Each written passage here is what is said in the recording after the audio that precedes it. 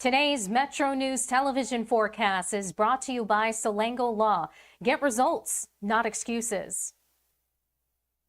Weather aware here in the forecast ahead, timing multiple rounds of rain and storms, including one that may impact your morning drive, and still some above average heat. We had a low at 70, 10 degrees above average for that in Charleston yesterday, and a high of 84. Average is 82. Picked up a half-inch of rain officially yesterday, and we have some rain near to just below severe limits potentially early today.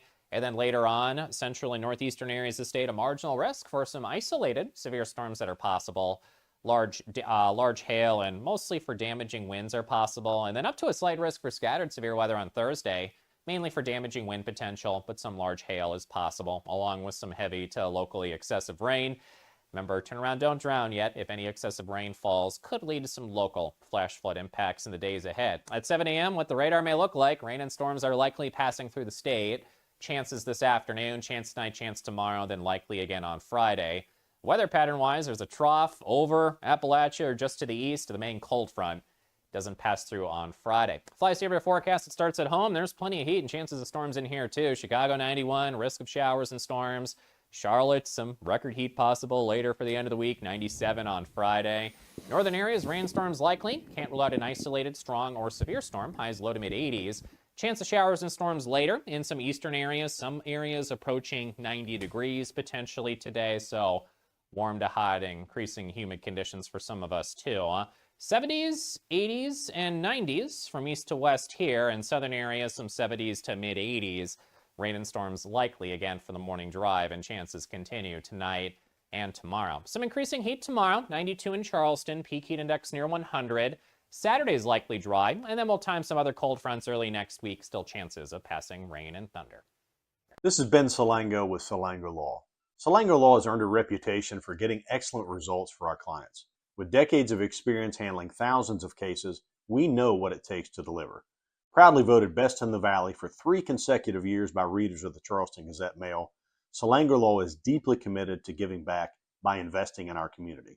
From supporting local programs to making our region a better place to live, Salango Law is proud to be your trusted legal and community partner. Check us out at salangolaw.com.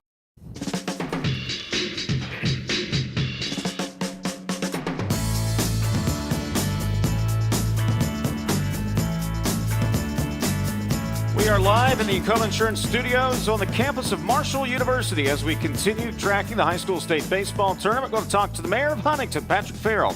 He'll join us as Talkline is underway. Do not attempt to change the station. You are surrounded. We interrupt this program to bring you an emergency news bulletin. Repeat, this is an emergency bulletin. Keep your radio turned on. From the studios of WVRC Media and the Metro News Radio and Television Network, the voice of West Virginia, comes the most powerful show in West Virginia. This is Metro News Talkline with Dave Wilson and TJ Meadows. Check set lineup link. Activated Telos telephone. Switch network control from Charleston to Morgantown. Stand by. Q Dave and TJ. You're on. Metro News Talkline is presented by Encova Insurance, encircling you with coverage to protect what you care about most. Visit Encova.com to learn more. Welcome into the program. We're in the Co-Insurance Studios on the road on the campus of Marshall University in the Communications Building at the School of Journalism here on campus. Dave and TJ, you are listening in on one of our great radio affiliates across the state today, or you might be watching on the Metro News Television at Facebook Live or YouTube Live. Text the show, 304-TALK. 304 is the text line, 800-765-TALK, the phone number. Joe Nelson is handling the audio side of things for us back at Network Control in Morgantown. Jake Link handles the video stream. Bryan Hughes will join us. We'll get a weather update, some possibly severe weather in the Kanawha Valley today. Will that impact baseball at Jack Cook Field? Brian will get us updated. Brian Abraham will join us in the second hour. So how do you spend your chunk of $700 million? We'll find out. Jared Halpern from D.C., and we'll talk to one of the people who is partially to blame for me being here today. Dan Hollis, Marshall University broadcast professor, going to join us in the second hour as well. But first up, say good morning, TJ Meadows, to my immediate right. Morning, TJ. Morning. Man, do I have some questions for Hollis. Oh, boy. That I want to pose. He may not have answers, though. Let me say this. Just my thanks to everyone here at Marshall and the School of Journalism. What a fabulous experience. They have been so hospitable and just welcoming, and it's been a great experience this week. I really appreciate the effort they've made to make us feel at home. Yeah, they've been very welcoming. And, of course, Mike Stanley is handling operations here on campus for us. Known Mike. Heck, Mike and I were in college together.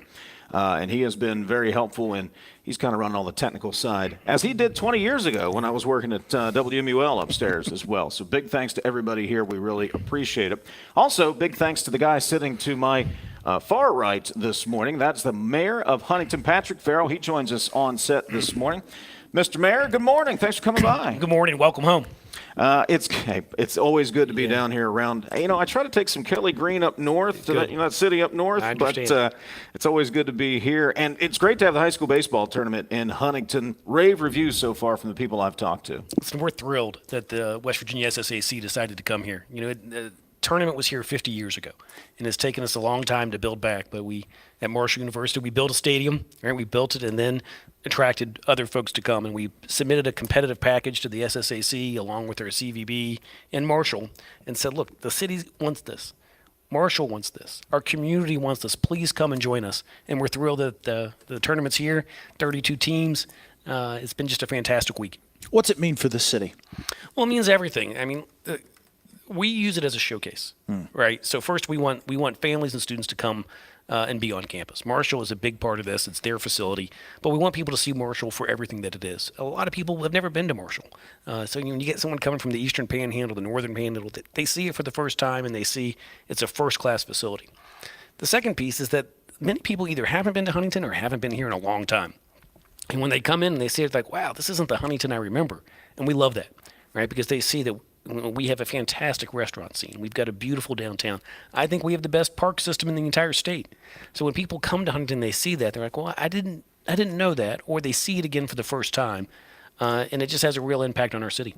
And that hasn't happened overnight. It's taken a real commitment from the city and a great partnership, I think, with Marshall as well, to not only build up this area, but if you go down a few blocks from campus, down on 4th Avenue, where they're building 3rd Avenue, you got all the great restaurants down there. This has been a long-term commitment by the city. It's a community effort, right? What we know is as goes Marshall, so goes Huntington. And as goes Huntington, so goes the region. So the university has worked really hard, right, to get things right. And you can see with growing enrollment that something is going right here on campus. And with that, Huntington is now going to benefit from some of that. You see that the Marshall Advanced Manufacturing Center and the Robotics Training Center is going up right next to the baseball stadium. You see that we have a cybersecurity center that's being built just here on the corner of 4th Avenue and Hal Greer Boulevard. You can see the growth. You can feel the palpable kind of energy that's coming to the city, and we're just excited that it's all happening now. Huntington is not alone in the challenge that is the opioid epidemic. There's been some tough times. Talk about that and working through those issues and what has made the city successful in moving past that and overcoming that burden. When we think about the opioid problem, there's a supply and demand issue, right? The supply issue is that whether it's the pharmaceutical companies, the distributors that flooded our city, our state with pills, or the illicit drugs that come here, we know that there's a supply issue that we have to cut off. On the other side, we know there's a demand issue, right? That people that are seeking the drugs, and we have to help people get counseling, addiction, treatment, all of those sorts of things. And if we focus on that supply and demand issue, the market will work if we can find a way to help both sides, reduce the supply, reduce the demand, and then we can move past it. Patrick, I was coming into town, I think to do a basketball game that day, if I remember correctly, but I can remember distinctly driving down 3rd Avenue and seeing the National Guard helicopters. And this is thinking to myself, I never thought I would see something like that. But from that point, that's the bottom point, obviously. Right. The city's made tremendous strides since then, doing what you're talking about, trying to both cut off the head of the snake with the supply, but also the treatment part of that program. Listen, that's exactly right. It is not a complicated formula. You know, when I came into office, I said we have to do 3 things. Number one is we have to make the city safe, right? And if you have public safety, you can start to build. But if you don't have safety, there's not a mayor in the country that'll tell you that public safety is not job number one. So we've really focused on that to make sure there's no visible disorder on the streets, that we don't allow the bad actors to come and stay here. If you do that, then you have to build the infrastructure. Huntington is obviously in a floodplain next to the Ohio River, and we had to fix some of those underlying issues because if your streets flood, a business isn't going to build a business in a flooded area. A family doesn't want to move into a house where the basement floods every time it storms. So we've really focused on fixing some of those fundamental infrastructure issues. So if you have safety and then infrastructure, then you can start to build the economy, and we're doing that in partnership with Marshall. Right? If the city puts its efforts in helping Marshall grow in its 6 areas of distinction of entrepreneurship, aviation, cybersecurity, advanced manufacturing, advanced energy, and healthcare, like if we focus with them, we can create an environment where businesses want to come and that free market will work. Because what they want, when companies come here, what they really want is access to our talent and our research. And so we have to work with Marshall to do that. And if the city creates the environment, if you think about it as a flower bed, and you get all the conditions right, Marshall produces the student and the research, we know that companies are going to come here, and that's what you're seeing. And we love it. The city's growing. I hear the excitement in your voice. Is this the best Huntington's ever been? Well, I won't be able to say that. What I will say is that Huntington's population peaked in 1950 at about 85,000 people, right? And it has declined every year since until we're now about 45,000 people. And so in my lifetime, right, all I've seen is steady declines. And we're really excited because we think that we're going to bend that curve and start to grow our population again. It feels like you're on the way up. It feels that way too. So I can't wait to the next census so people can see, just like Marshall's enrollment, right? When something's declining, you can see the numbers. People leave. But if you create something worth value, they're going to come and you're going to see the numbers in enrollment. I'm hoping to see that in our population growth. And then I'll be able to tell you if maybe not the best ever, but certainly the best in a long, long time. And we're talking to Huntington Mayor Patrick Farrell. Is Huntington in a position to take advantage or benefit from the development we're seeing along that I-64 corridor, even over in the next county, Putnam County? We're seeing growth with the data centers. And is Huntington in a position to benefit from that out on the edges?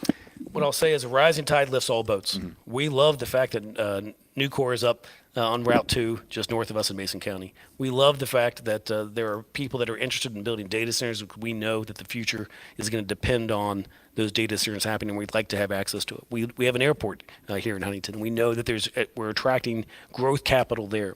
So even if it's outside of city limits, we believe, as I said, as goes Marshall, so goes Huntington.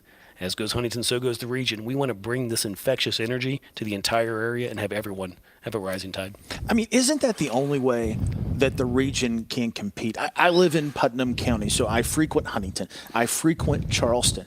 I tell people, at least from my perspective, having worked around the country, we miss it. Yeah. By not being one. Because it's really the region. I mean, right? Am I right? There's no question about it. Listen, Huntington and Charleston are a force together. Yeah. If we could find a way to grow together, everything in between, everything goes up. I mean, if we could have one county, one MSA, if you will, Yeah, right? Now that metro because that's what we are. That's how we act, right? And so I think it all talks about partnerships, right? And so your business has to work with your government, has to work with the academic institutions around.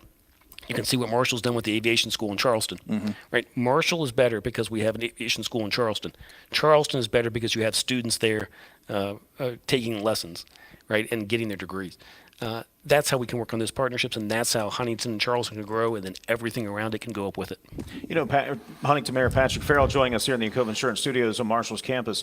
I think I've lost count, but maybe a dozen times you've mentioned partnerships, whether it's Marshall in the city, the CVB in the city, and that's the key, isn't it? It's the partnerships 100%. and the relationships. It's 100% the key, right? I believe that you can't do it all on your own, and if you try, you're going to fail.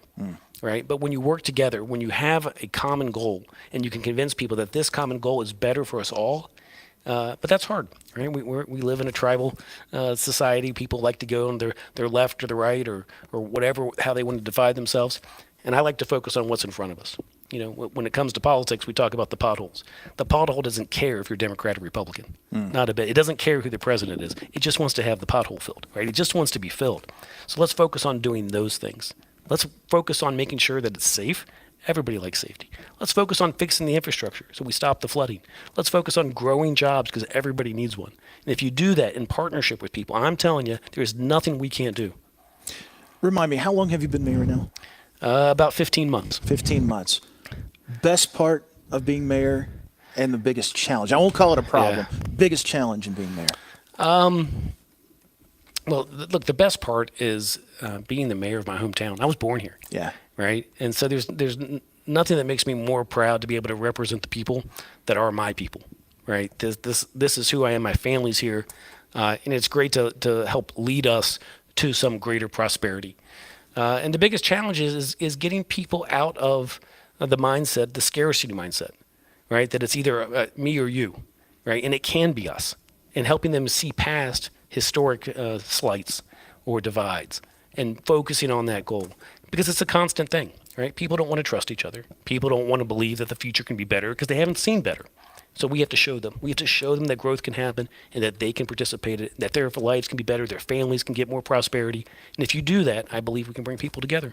He's the mayor of Huntington, Patrick Farrell. Huntington, the host city for the high school state baseball tournament, which is going on right now. And your Highlanders are playing right now. So we're going to get you out of here so you can get over to the ballpark. They are very, very good. Thank you, guys. I appreciate you being here. Appreciate you stopping by. And thanks for hosting us down here all week with the baseball tournament. And thanks for letting us bring Talkline over to the city as well. You could have kicked us out, you know. Yeah, anytime. You guys come back anytime. In fact, if you want to move it down here permanently, we could probably talk about that too. We'll have our people call your people. All right. Hey, Patrick, thanks so much for stopping by. Thanks so guys. much.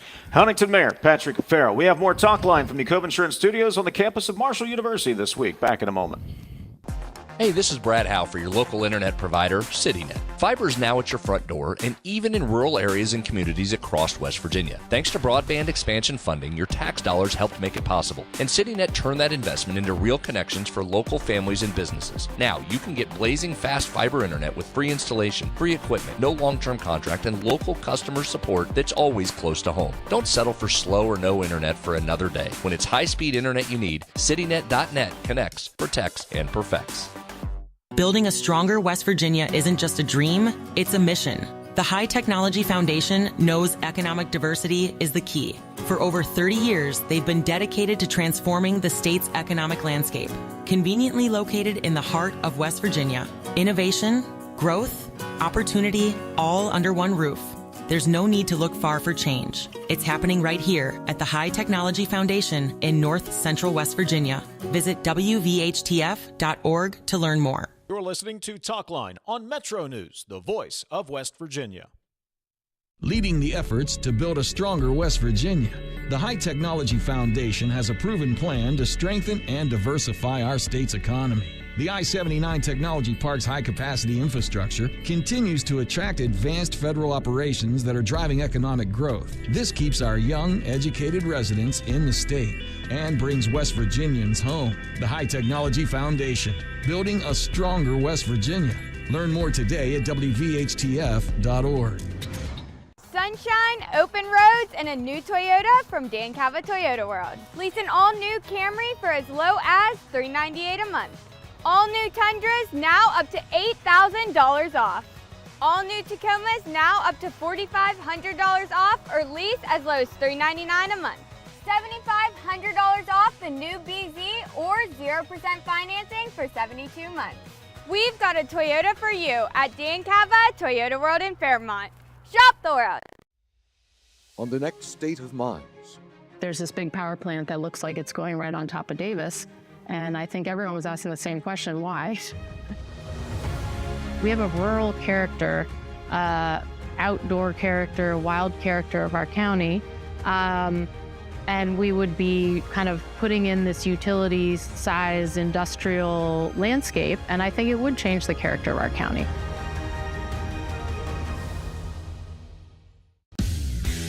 You own a boat because you love spending time on the water. Choose the outboard that allows you to make the most of it.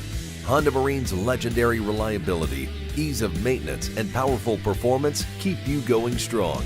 And they're all backed by the peace of mind protection of the industry's best limited warranty. Visit your Honda Marine dealer today and find out why it's more than an engine. It's your time on the water.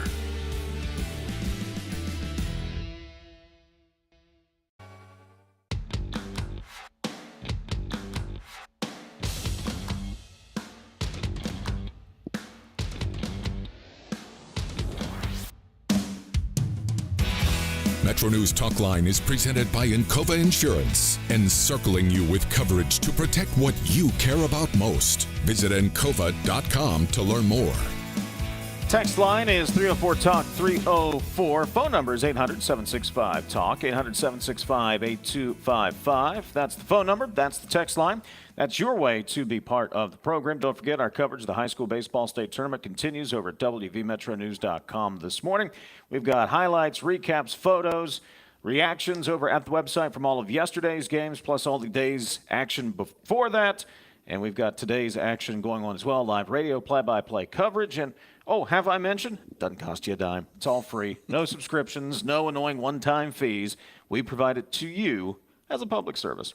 304-TALK-304 is the text line, 800-765-8255. That type of enthusiasm, just to put a bow on that conversation with Patrick Farrell, his enthusiasm, the enthusiasm that Brad Smith brings. You know, we spend a lot of our time talking about problems. Oh, we got a problem. We got to fix it. What's the problem? We got to fix it. What's the challenge? There's some optimism there and some positivity, and it's refreshing, quite frankly. It's not that Huntington doesn't have challenges. Huntington has a lot of challenges.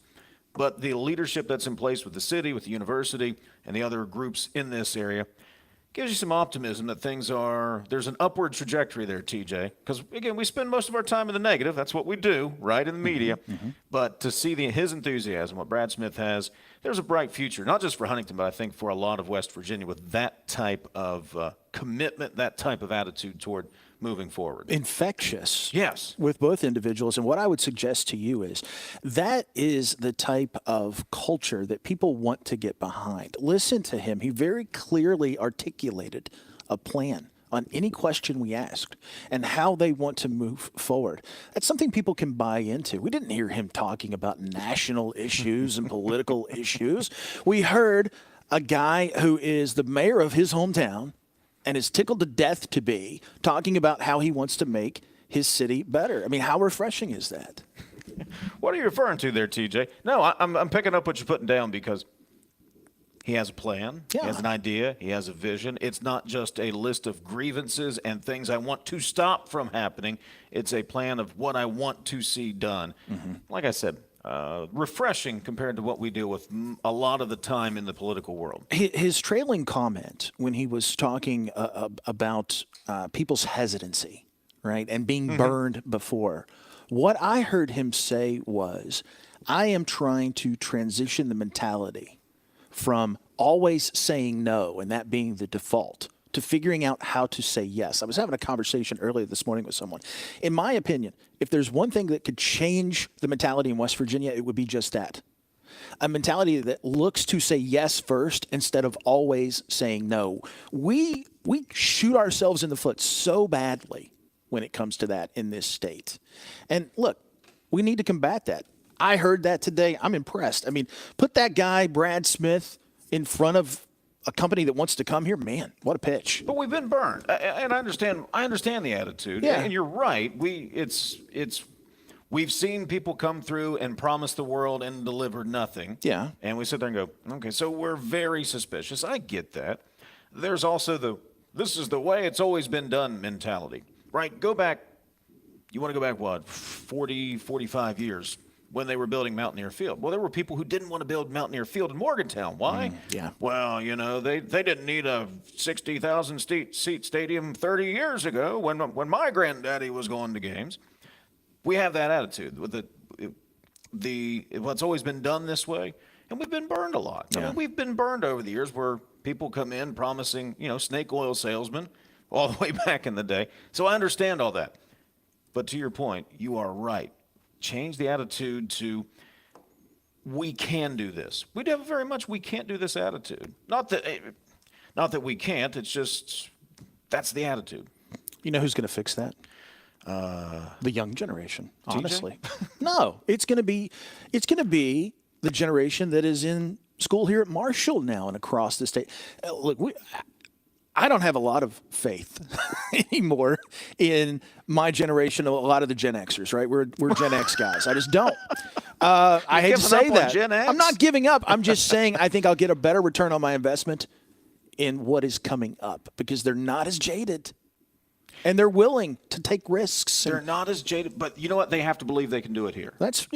They have to believe they can do it here. And who's going to convince them they can do it here? Guys like him, guys like Brad Smith, guys like Michael Benson. Sure. 304-TALK, 304 is the text line, 800-765-8255 is the phone number. All right, coming up a little bit later, Bryan Hughes is going to stop by. We'll get another weather update. There was some rain moving through the tri-state area this morning. I know you were dealing with some rain over toward your house this morning, so we're going to get an update on what we can expect weather-wise today.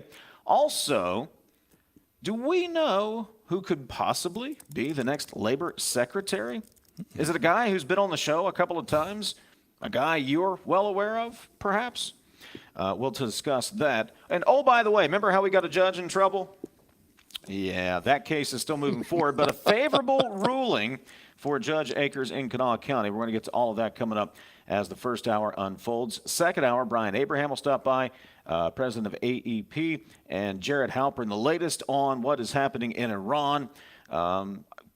I get. Is there still a ceasefire? I haven't figured out if there was a ceasefire ever to begin with, but attacks have ramped up over in Iran. We'll get the latest from the White House and Jared Halpern coming up in the second hour.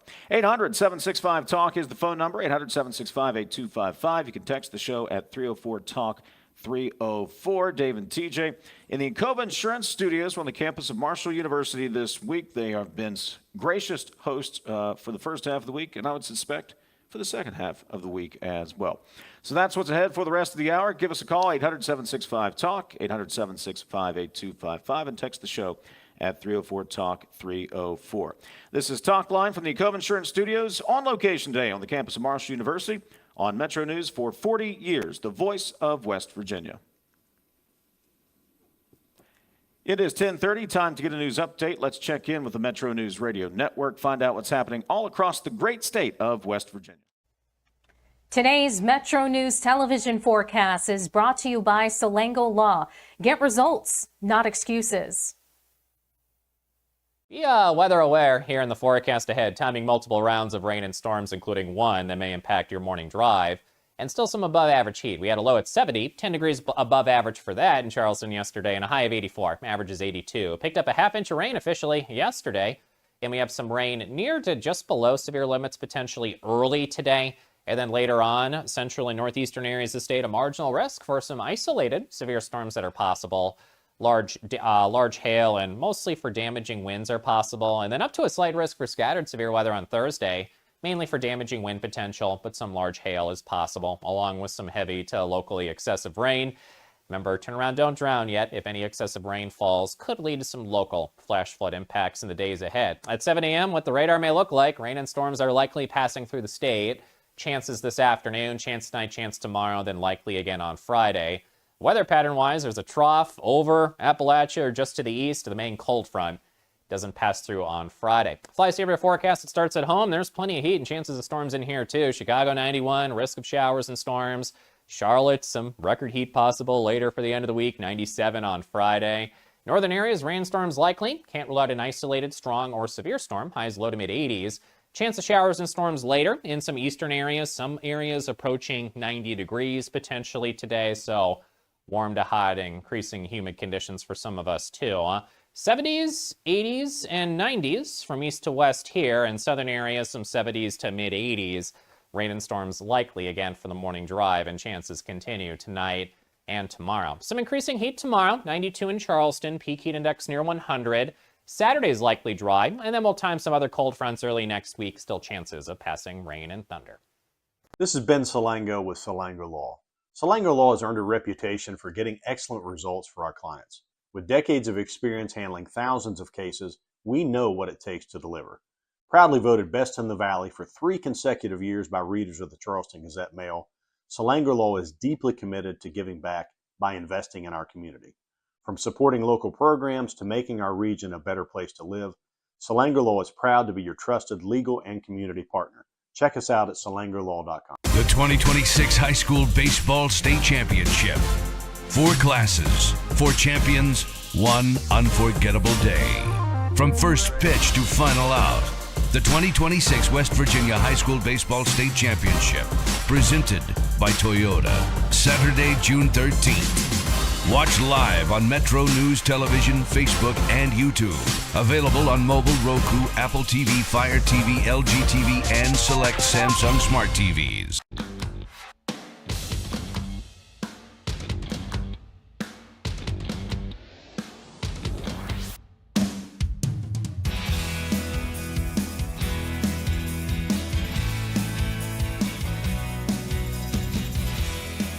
Talk 304. That is the text line, 800-765-TALK, 800-765-8255. Bryan Hughes is going to join us a couple of minutes from now. We'll get an update on some wicked weather moving across the I-64 corridor this morning. Also, a little bit later on, AEP President Brian Abraham going to join us. Politico reporting yesterday, some Republicans are privately lobbying to make a first-term House Republican the next Labor Secretary, a move that would further imperil the party's tiny congressional majority should President Trump follow through. Who are they discussing? Representative Riley Moore of West Virginia is the subject of the behind-the-scenes effort being waged by some Trump administration officials, fellow GOP lawmakers, lobbyists, and industry officials, according to nearly 20 people with knowledge of the effort. Moore has also privately expressed interest in the job during a recent conversation with fellow Republicans, according to 2 people who were granted anonymity to disclose private conversations. Moore declined to comment to Politico on this question. Now, some Republicans have expressed doubt that Trump would nominate Moore, given what it would mean for the GOP's already tenuous grip on the House.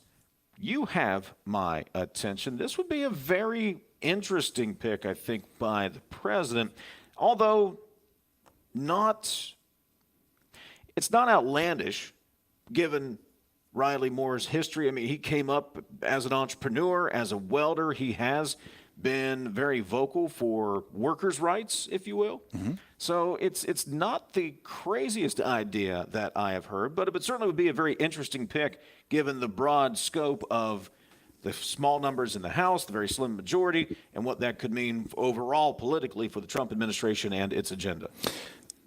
I think it's very plausible. Mm-hmm. When you look at Riley Moore, what stands out about him? Number one, the guy has great political instincts. The force politically is strong in this one, Dave. He knows what he's doing. He's in the catbird seat right now because all of this talk positions him to wait and see. Will the White House come after him? I think they may, because when you look at him, when you watch him on TV, when he's on our show, he relates well to the Trump agenda. He's solidly behind the Trump agenda. He has the right look, the right positioning. When you talk politically, one of the things in the Politico piece talks about, well, there may be a hesitancy to do this because it's already tight in the House. President Trump can name his pick here in who replaces him. You think if the White House picks up the phone, calls the governor or anybody in West Virginia and says, I want this guy to take Riley's seat, you think that's going to be tough? No. It'll happen in seconds. So I dismiss that whole idea that this could turn the apple cart over in the House. I think this positions Riley very well for what is next for him. It's already an exclusive club, member of Congress. How exclusive is it to be a United States cabinet secretary? And what does that set you up to do next? Does that set you up to be a United States senator next? Jim Justice I don't think he's going to run again. He's either going to come back and run for governor, or he's probably going to retire after this. I don't know that he runs for U.S. Senate again. So this opens up an avenue for Moore that I think is extensive, and he wins either way. And he's setting back right now. That's what I think. Meredith Lee Hill, who writes for Politico and was one of the authors of this article, tweeted out something yesterday. This caught my eye. She tweeted, it's dividing Republicans between the more union-friendly Moore and acting Department of Labor Chief Keith Sunderling as the party tries to navigate a new pro-union coalition ahead of the midterms. More union – that's the phrase that caught my attention. I guess compared to Sonderling, you could classify Moore in that direction. But look, he came up through the ranks. Mm-hmm. He has certainly worked toward making certain workers have the rights. They're compensated for their time. There was a bill where they were pushing workers would get training but not get paid for it. And he said, no, you're going to get paid for those sorts of things. So it's an interesting pick. To your point, TJ, I don't think the Republican majority or that seat as a Republican seat is in doubt. The timing's interesting, though, because Moore's on the ballot. Yeah. Riley Moore's on the ballot this November. So I don't know what the legal ramifications there would be about who would be on the ballot, what you would be able to do with that. But you're right. You could pick your Republican in the Northern District, 2nd District, and they go to Congress. It's all very interesting to me that Riley Moore, who was a couple of years ago the treasurer, is now firmly in the conversation for labor secretary in the Trump administration. Telling you, brother, the force is strong in this one. And like the guy, don't like the guy, agree with the guy, don't agree with the guy. He is a strong politician, and he has skills, and he has showcased that. People like him in Washington. The administration likes him. Labor likes him, to your point. So, this is a guy people gravitate toward. And that's a good move for this administration who's trying to figure out how to not have the GOP get completely whitewashed or whatever you want to call it and coming up in the 26 midterms. And if you can get that group behind you, maybe this is plausible. I mean, I'm eager to see what happens. I think it's interesting. We'll keep an eye on it. But he's in the catbird seat. Yeah. And we'll see if the White House comes after him. Isn't just being in a conversation a victory in and of itself that Huge. somebody in Washington respects you enough that you are in that position? Huge, and that gives you political power that you can trade on, even if it doesn't happen. Again, we have no insight. We have not spoken to Riley Moore. Nope. He has not commented to anyone about that particular position, just something to keep an eye on. Meanwhile, TJ and I managed to get a judge in trouble. I don't know. Okay. Let us recap. Remember when Mary Claire Akers came on the show? Golly, has it been over a year now? Year and a half? Since she came on the show. And we were discussing the issues with the foster care problems in West Virginia. We were discussing how she is handling that. And because of that Talkline interview, there was a formal ethics complaint filed against Mary Claire Akers, the circuit judge in Kanawha County. 5 judicial conduct rules were cited in the formal ethics charge tied to her March 25 appearance. It's been over a year on Talkline. Well, the Judicial Hearing Board has concluded and recommended that the Kanawha County judge did not violate the state's judicial ethics code when she discussed West Virginia's foster care crisis on MetroNews Talkline. The decision comes after a March 19th evidentiary hearing and an April 13th brief from the Special Judicial Disciplinary Counsel, Rachel Cipoletti, recommending that the case be dismissed outright. Now the recommendation goes to the state Supreme Court, which will render the final opinion, but certainly a win for Judge Akers in what has been, we've talked about this time and time again, TJ, a somewhat silly case to go after a judge who just came on the program, and talked about cases that were in public, that hundreds of people had witnessed, to go after her for her comments. It's been silly. I don't know what other word to describe it other than just asinine. Yeah. A couple of observations. One, the Judicial Hearing Board got it right. Yes. This is the right move. Ultimately, however, though, I would be remiss if I didn't point out, the Supreme Court has to agree. That recommendation now goes to the Supreme Court. They make the final decision. We'll see what they do. However, there was I guess it would be writing in addition to, it wouldn't be a dissent. I would say a concurring opinion, yes, to further elaborate. That came from Kanawha Family Court Judge Brittany Ranson Stonestreet. She goes even further in her remarks and says, look, there's absolutely no basis here at all. Even where the Judicial Hearing Board would say there is some question, no. And she goes on to very clearly say that coming on this show by Judge Akers doing that interview, it could not and did not affect the outcome or impair the fairness of any matter. I therefore respectfully concur in the result only. My contingency on this from the start has been, this wasn't about judicial code. This wasn't about something wrong. It wasn't wrong. This was about, you had a judge, and Tim Sweeney was the same way. Mm-hmm. You had 2 judges that were willing to come forward and talk about this issue. Remember, this landed in their courtroom, Dave. They didn't come to us. And by the way, we invited them even after it landed in their courtroom. This was about a judge doing what they should do, communicating the issue, being transparent with the public, and that may make other people uncomfortable. That is what I would surmise. Somebody got embarrassed. Somebody got embarrassed. And that's what this has been about from the start, in my humble opinion. It has not only been asinine, it has been a waste of taxpayer dollars. And frankly, whoever should be in charge of this should look at why this even came to be in the first place. Why make this charge? I want to know why somebody took the time to do this. Two things. I don't necessarily have a problem with the very first. Everybody should have oversight. And I don't necessarily have the problem with the original complaint and them looking into it. My problem was they came back with the admonishment, and to me was the wrong conclusion from looking into what was said.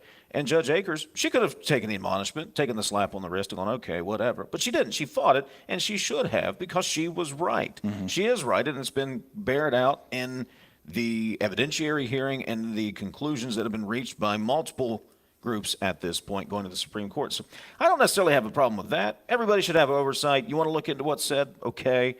My problem was they came back with the wrong conclusion, and they came back with the wrong conclusion because of your point. In my opinion, because somebody had gotten embarrassed and they wanted to make a point. They wanted to make an example out of two judges and say, don't embarrass this way. Don't embarrass us like this again. So this happened twice, Sweeney and Akers. Does the legislature step in now and try to do something? Do they have any oversight? Roger Hanshaw came on this show a couple of days after I wrote an opinion piece about this, talking about, we may need to take a look at that. I'm paraphrasing. You recall that interview? Yes.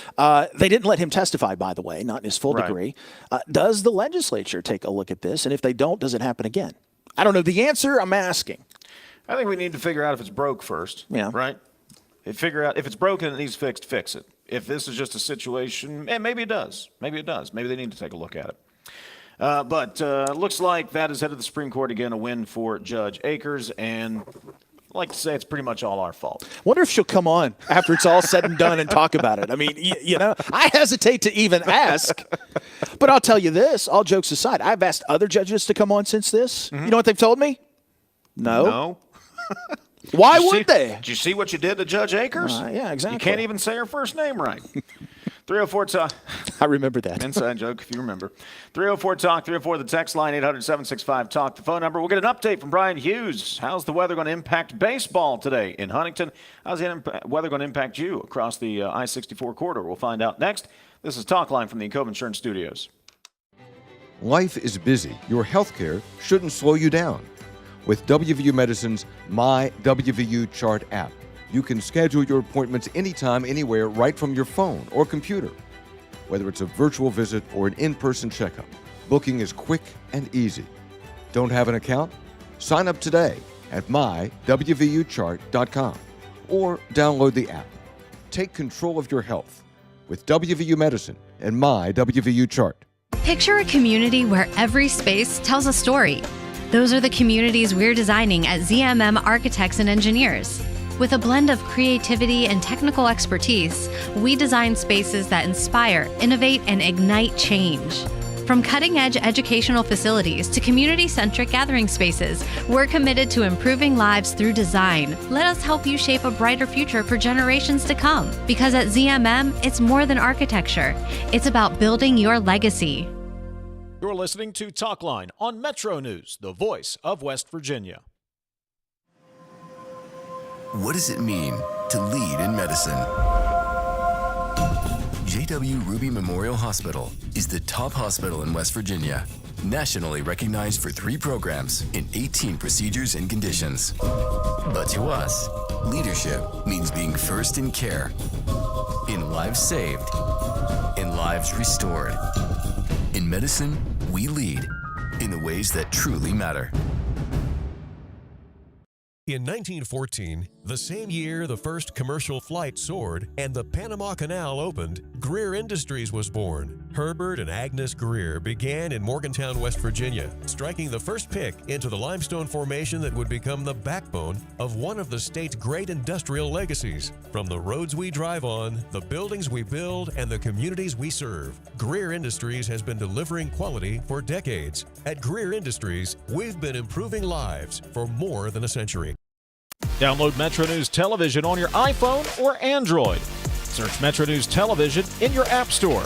Create an account today to get alerts and watch all live and archived content. Download now. At Daniel's Men's Store, exceptional style begins with a curated selection and finishes with a flawless fit. When it's time to buy a suit, Daniel's is here to make sure yours is one of a kind. Discover tailored suits you'll only find in-store at Daniel's. Longer days, warmer drives, and better deals at Dan Cava GMC.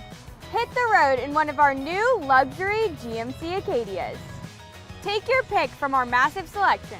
Now up to $5,500 off select new Acadias and 3.9% for 60 months. The great deals continue with our large selection of quality pre-owned vehicles. All this and more at Dan Cava GMC in Bridgeport. Shop the world.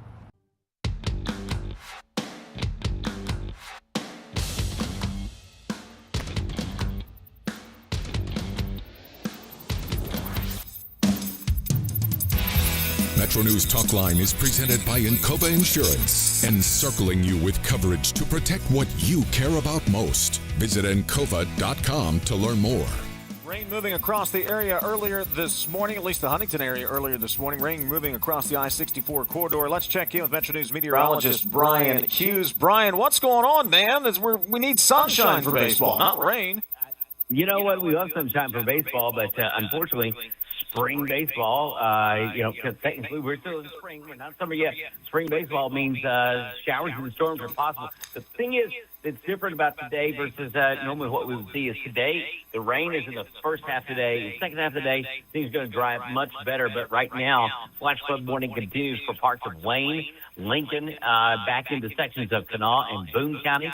Also, Putnam County, they're along 34. Matter of fact, just looking at some of the storm reports with the flash flood warning that continues across the sections of Putnam County, is that along 34, they were seeing high water that's still standing in those areas. Some other storm reports, that one that I reported on was the text line we got from WCHS, the flagship station. Mudslide occurred there at Oakwood Road Interchange. That's normally where we do see a mudslide when we get very heavy rainfall. Matter of fact, flash flood style rain, and that's what we saw. But right now, the heaviest thunderstorms are down around Oceana, Gilbert, down across parts of southern Logan and Boone, Logan and Mingo counties, back into Wyoming County, and then as we get into the Union area, Alderson, south of Lewisburg, some good lightning strikes. Heavy rain right now just to the west of Clarksburg, going to be moving in. It's up around 100, Buckhannon, Elkins, Mill Creek, and Pickens. So heavy rain has been traversing the state, but things are drying up for this afternoon, which is good for baseball in Huntington. Brian, talk to me about why this is happening. I walked out this morning, front door, about 6 o'clock, and I don't know if I would say it was warmer, muggier, but it just felt different. Why is all of this happening? We've got a tropical air mass of both the Gulf variety and also the Atlantic. When you get those two combined, and then you throw in temperatures this morning that have been in the low 70s, you've got a tropical-like atmosphere. And if you have ever spent some time in Florida, in the Keys, anywhere deep, they're in a more tropical style atmosphere. What happens is the sun comes up and it starts to mix the atmosphere, and there's so little inhibition. In other words, there's so little things going against the storms in the atmosphere that any little buoyancy or any little lift in the atmosphere, just a little bit of that sun peeking out, which, by the way, we didn't see any of it, but above us it happens. Well, then you start to get this lift. Next thing you know, thunderstorms can blow up because they've got all the ample moisture available. There's no wind that's cutting them off or shearing them off at the top. So the morning time, while it is normally the most stable part of the atmosphere, in a tropical-like atmosphere, which is what we're dealing with now, it's a triggering mechanism in the early morning hours. How are we looking tomorrow, Brian? Tomorrow, you're going to hate tomorrow. And here's why. We've got temperatures that they're going to be nice and toasty. We're talking about temperatures around 90 degrees. Let's say specifically when we're looking at Charleston, we're going to be around 91. The heat index will be 98 to 100. Huntington, when you're looking at temperatures there, 90. Heat index around 97 degrees. Parkersburg going to be at 88. Heat index of 99. And then you get back to Clarksburg, Morgantown. We're going to have temperatures going to be around 87 degrees with heat index values of 96, 97 degrees. Tomorrow, I see our chances for thunderstorms back towards the Huntington area are going to be a little bit less. Best chance to be in the morning. But as you go to eastern parts of the state, in the afternoon, there's a better chance for some of the thunderstorms for your day tomorrow. But it's going to be the heat index value. It's going to be oppressive going into the day tomorrow. Then Friday, we have to watch for severe weather possible. With thunderstorms and cold front moving through. The good part is that it would be first half to middle part of the day, but we have the storms moving through the western part of the state. But as you get to Clarksburg, you get the middle part to the second half of the day. So when you look at just sort of those different sections, western first half of the day to middle part, and then eastern parts of the state, that's where we're looking at middle to end of the day. But gusty winds be the primary threat out of that. But over the weekend, Saturday is going to be your best bet. Temperatures mid-80s to upper 80s across the region, and mostly sunny skies. Late Sunday, a little thunderstorm chance, and that carries over into Monday, much higher chance then. Metro News meteorologist Bryan Hughes. Bryan, appreciate the update, buddy. Thank you so much. Yep, let's play baseball. Coming up, we'll wrap up hour number one. Tell you what's coming up in hour number two. This is Talkline from the Encova Insurance Studios on the road on the campus of Marshall University. Back in a moment. Are you ready to reach the finish line of retirement? At the Stike team at Wealth Enhancement Group, we provide comprehensive guidance for retirement planning in West Virginia. With years of experience, we'll draft a plan tailored for your unique goals. Whether you're just starting or nearing retirement, we make the process as simple as possible, easy, and stress-free. Visit wealthenhancement.com/Stike to set up a complimentary consultation and get started on your plan today. Let's work toward your dream retirement together. We are there for you, to care for you, to care for you. At the Health, we are here for you. For over 4 decades, we've been rooted deep inside West Virginia. Through thick and thin, supporting local families and businesses. Proudly serving your neighborhood since 1979. Your trusted partner in the community. The Health Plan, we are here for you. You're listening to Talkline on Metro News, the voice of West Virginia. WVMetroNews.com, the only website you need to stay.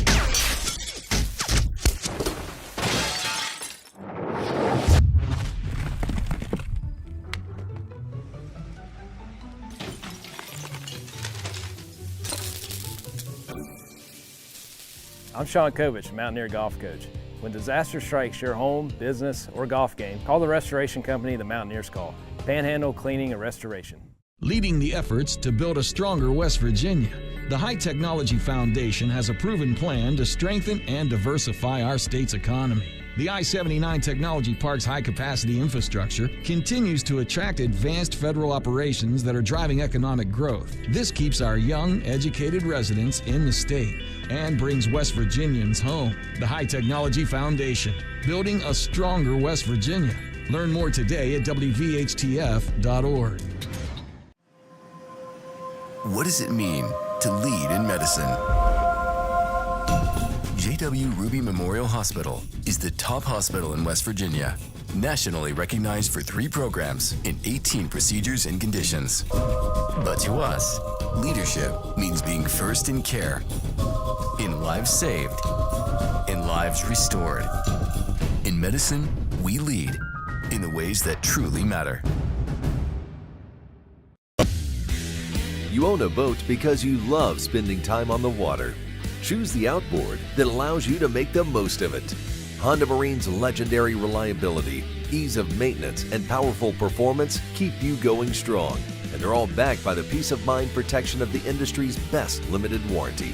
Visit your Honda Marine dealer today and find out why it's more than an engine. It's your time on the water.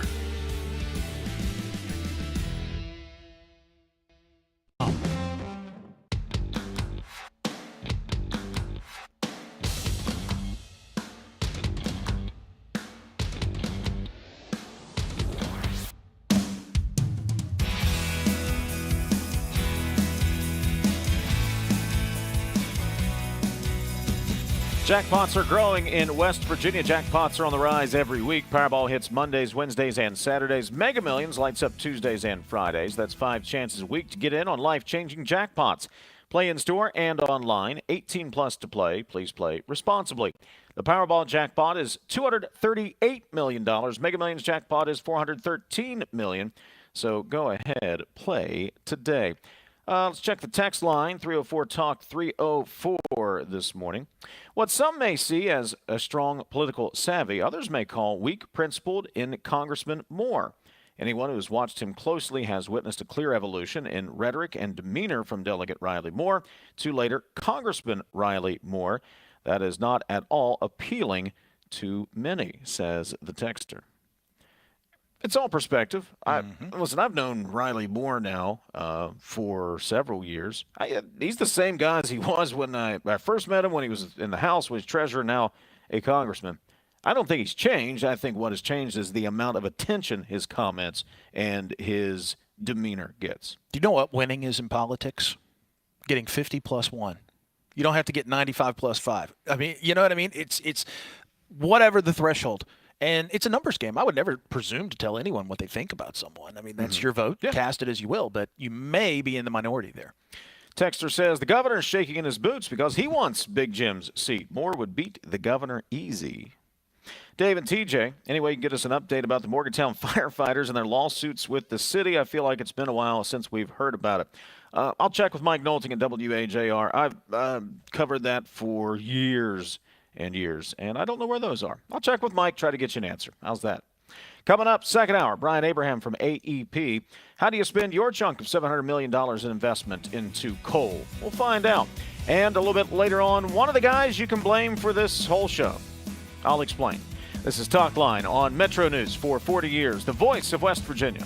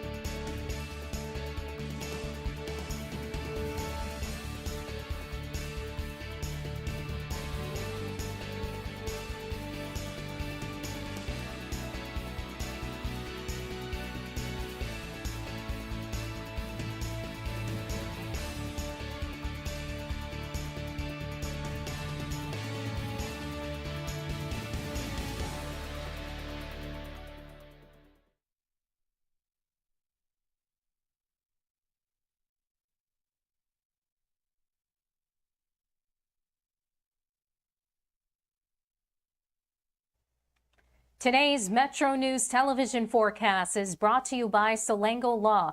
Get results, not excuses. Weather aware here in the forecast ahead, timing multiple rounds of rain and storms, including one that may impact your morning drive, and still some above average heat. We had a low at 70, 10 degrees above average for that in Charleston yesterday, and a high of 84. Average is 82. Picked up a half-inch of rain officially yesterday, and we have some rain near to just below severe limits potentially early today. And then later on, central and northeastern areas of the state, a marginal risk for some isolated severe storms that are possible. Large hail and mostly for damaging winds are possible. And then up to a slight risk for scattered severe weather on Thursday, mainly for damaging wind potential, but some large hail is possible, along with some heavy to locally excessive rain. Remember, turn around, don't drown yet. If any excessive rain falls, could lead to some local flash flood impacts in the days ahead. At 7 a.m., what the radar may look like, rain and storms are likely passing through the state. Chances this afternoon, chance tonight, chance tomorrow, then likely again on Friday. Weather pattern-wise, there's a trough over Appalachia or just to the east of the main cold front. Doesn't pass through on Friday. Fly saver forecast, it starts at home. There's plenty of heat and chances of storms in here too. Chicago 91, risk of showers and storms. Charlotte, some record heat possible later for the end of the week, 97 on Friday. Northern areas, rainstorms likely. Can't rule out an isolated, strong, or severe storm. Highs low to mid-80s. Chance of showers and storms later in some eastern areas. Some areas approaching 90 degrees potentially today. So warm to hot, increasing humid conditions for some of us too. 70s, 80s, and 90s from east to west here. In southern areas, some 70s to mid-80s. Rain and storms likely again for the morning drive, and chances continue tonight and tomorrow. Some increasing heat tomorrow, 92 in Charleston, peak heat index near 100. Saturday's likely dry, and then we'll time some other cold fronts early next week. Still chances of passing rain and thunder. This is Ben Salango with Salango Law. Salango Law has earned a reputation for getting excellent results for our clients. With decades of experience handling thousands of cases, we know what it takes to deliver. Proudly voted Best in the Valley for 3 consecutive years by readers of the Charleston Gazette-Mail, Salango Law is deeply committed to giving back by investing in our community. From supporting local programs to making our region a better place to live, Salango Law is proud to be your trusted legal and community partner. Check us out at salangolaw.com.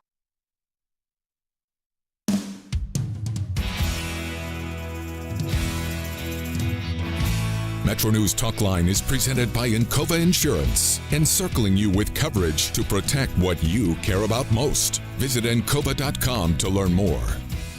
Second hour of MetroNews Talkline. We are in the Encova Insurance Studios on the road this week. We are on the campus of Marshall University, the Communications Building, and the School of Journalism. Since I'm covering the high school baseball state tournament, we took the show on the road this week. And we'll be here tomorrow and Friday as well. Coming up this hour, Jared Halpern will join us from the White House. The latest on what is happening in Iran, the Trump administration's response. We'll talk to Jared a few minutes from now. Bottom of the hour, we're going to visit with Dan Hollis. He's a professor here at the Marshall University Journalism School, broadcasting professor. He has been honored for his service in the broadcast industry. We'll talk to him, and apparently TJ has questions for one of the people. There's probably a list of maybe a dozen people who are primarily to blame for you having to listen to me right now and watch if you're watching on the MetroNews TV app. He's one of them. I mean, that's just all I can say. He's one of them. I don't know if we have enough time in the segment. So he'll join us coming up, bottom of the hour. Your calls, texts, and tweets are always welcome. 304-TALK, 304-800-765-TALK, 800-765-8255. We appreciate you listening in on our great radio affiliates across the state. And if you're watching on the MetroNews TV app, Facebook Live, and YouTube Live, we've got Joe Nelson at the audio controls this morning, Jake Link on the video side. Also, Mike Stanley is helping us out here in the studios in Huntington. We appreciate his work this week as well. President Trump announced last week he was seeking to boost struggling U.S. coal industry by spending nearly $700 million to support coal-fired power plants and coal exports. Some of that money is coming to West Virginia. Some of that money is coming to Appalachian Power Company, which has been selected to receive funding through the U.S. Department of Energy's grant program to help strengthen reliability and support affordable electric service for customers. Joining us here on MetroNews Talkline this morning is the president and COO of Appalachian Power, Bryan Abraham. Bryan, good morning. Good to talk to you again. Good morning. Thank you for having me on. Absolutely. Appreciate you coming on. So what chunk of that $700 million is Appalachian Power getting, and what do you plan to use it for? So we've received 3 grants. The most recent one was the Mitchell plant, was $51 million. We'd gotten previously grants at both our Amos plant as well as our Mountaineer plant. We're using those to make necessary upgrades. The one at Mitchell, particularly for the $51 million, will be matched by about $110 million of our investment, and that's to rebuild a cooling tower that had a defect in it that's been discovered after 60 years. So all this grant money that's been applied for and received from the Department of Energy is going to help us make improvements to be both more efficient and more economical at our plants, which will, again, go directly to reduce the cost to our customer, and that's our goal every day. So we're very appreciative of the Trump administration and the investment it's making in continuing with our coal fleet. We think that's a base load energy that we're going to have for many years into the future until we can transition to some other technologies. But it keeps the lights on in West Virginia, and we want to be a part of that. Brian, talk to us about what might have happened minus this grant. What would the life of the Mitchell plant have looked like if these federal dollars had not come through? Well, we were planning on making these investments and would have made these investments. But, anything we make in terms of expenditures on our upkeep of our plants then go back into our request for, reimbursement at the PSC, which is then placed into the rates. So, this freed up money to work on other things that are necessary to keep the plants operating at peak efficiency. This money is something that could keep us from having to make those equity investments that, again, allow us to be mindful of the cost to our customers. Talking to Brian Abraham, CEO and President of Appalachian Power. Brian, money, grants, those are certainly helpful, but has the regulatory environment or just the environment around coal-fired generation, has it improved to help keep these plants online and make upgrades that are both necessary but not overburdensome? That's a tough answer. I think we've had some, everybody's got good intention of trying to make sure we're doing the best job we can.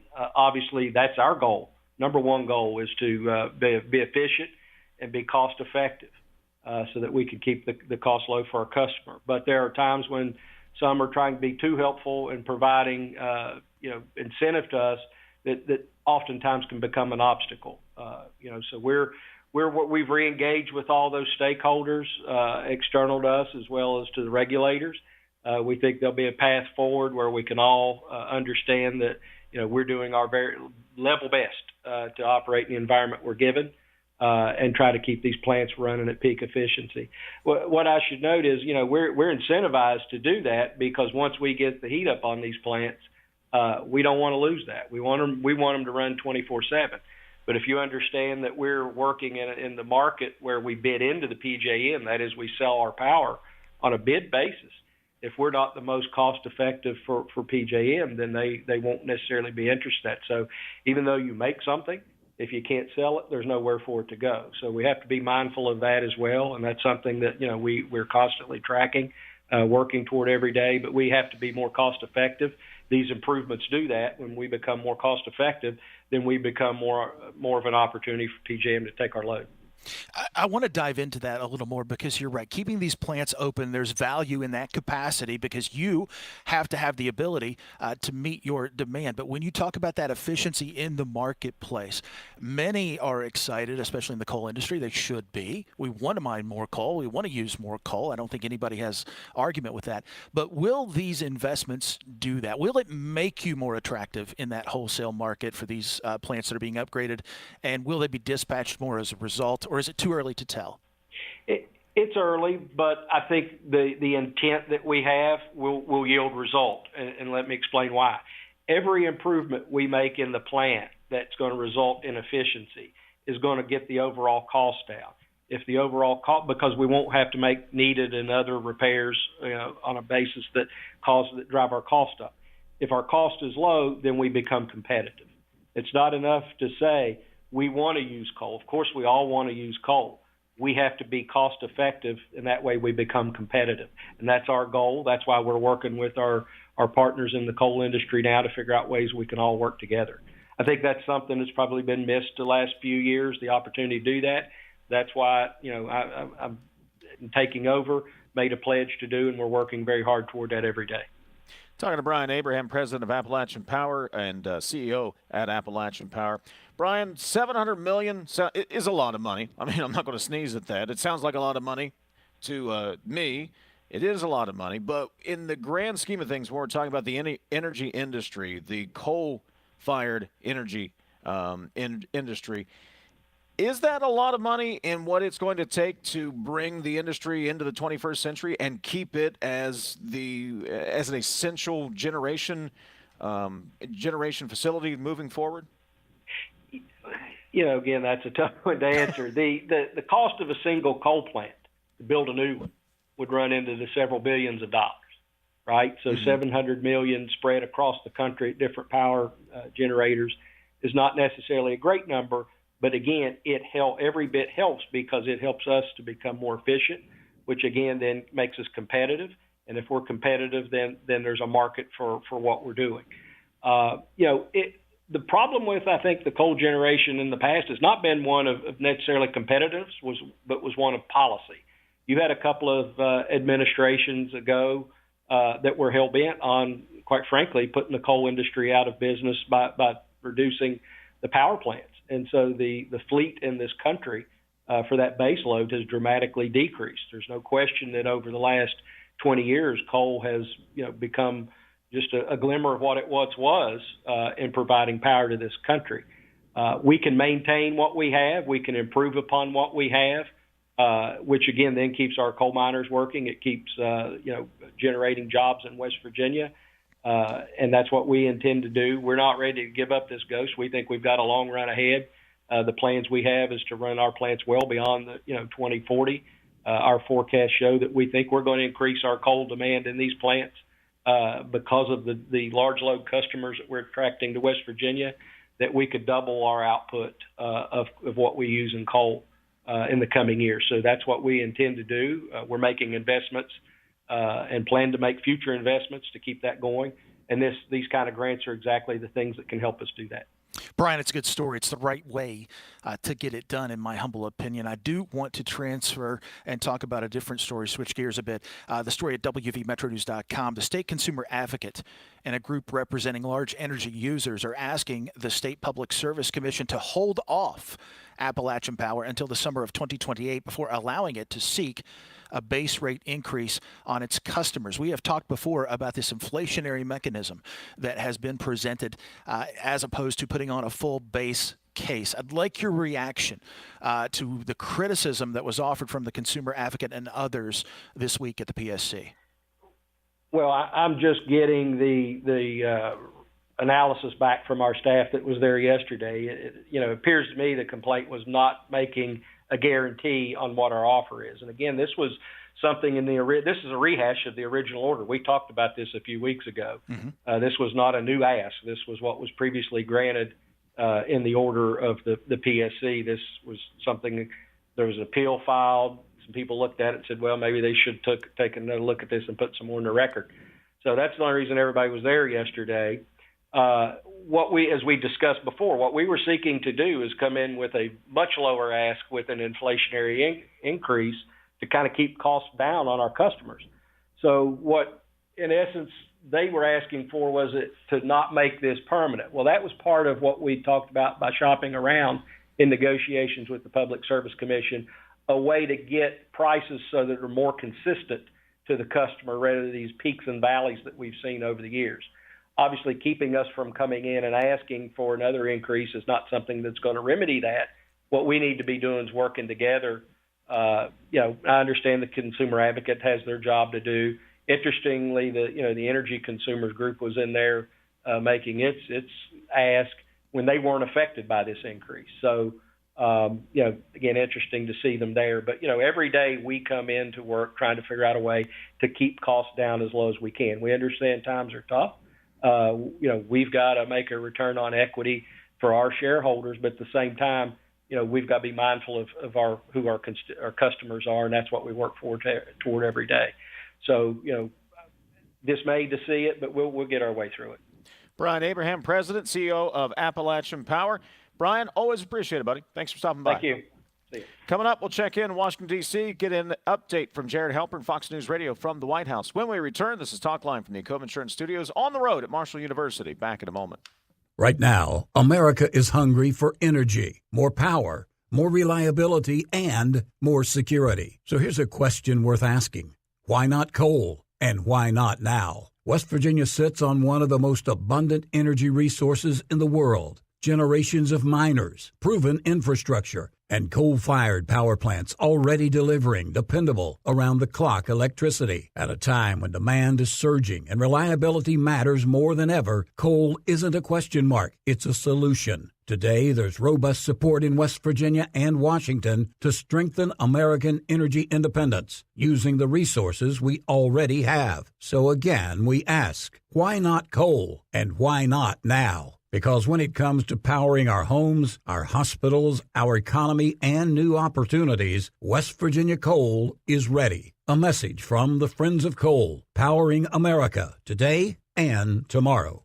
They say you can't take the lottery with you. But now, you can play anywhere, anytime, with iPlay, the West Virginia Lottery's official app. From Cooper's Rock to the Greenbrier River, from the bleachers to your living room, iPlay goes where you do. Safe, simple, and always West Virginia proud. Play anywhere, anytime. Download iPlay today. iPlay, the fun, secure way to play, wherever life takes you. 18 plus to play responsibly. The 2026 West Virginia Scholar Program has been a huge success. High school juniors from all across the state have applied, and we're down to 15 finalists. Now, we need your help. Please go to wvmetronews.com and vote for your favorite finalist. By casting your vote, you can help determine who will win a full scholarship to West Virginia Wesleyan. That includes room, board, tuition, and fees. Just log on to wvmetronews.com, click the Vote Now button, and cast your vote. You have until midnight, June 14th, to help us change the life of a West Virginia student and their family forever.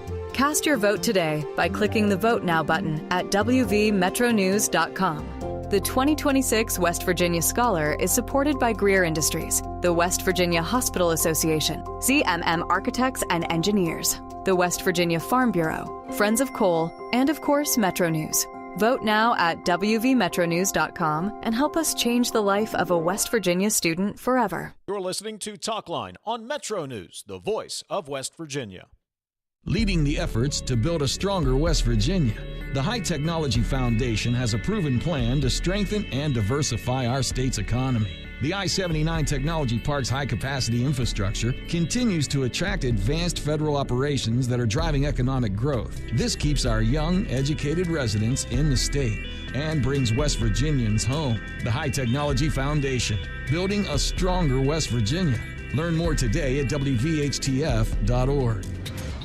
In 1914, the same year the first commercial flight soared and the Panama Canal opened, Greer Industries was born. Herbert and Agnes Greer began in Morgantown, West Virginia, striking the first pick into the limestone formation that would become the backbone of one of the state's great industrial legacies. From the roads we drive on, the buildings we build, and the communities we serve, Greer Industries has been delivering quality for decades. At Greer Industries, we've been improving lives for more than a century. We're Panhandle Cleaning and Restoration, and we're gonna save you. We've got it down to a science, an absolute state of art. We do it all, restoration, cleaning, and reconstruction. When disaster strikes, just pick up the phone. We're Panhandle Cleaning and Restoration, and we're gonna save you. Sunshine, open roads, and a new Toyota from Dan Cava Toyota World. Lease an all-new Camry for as low as $398 a month. All new Tundras now up to $8,000 off.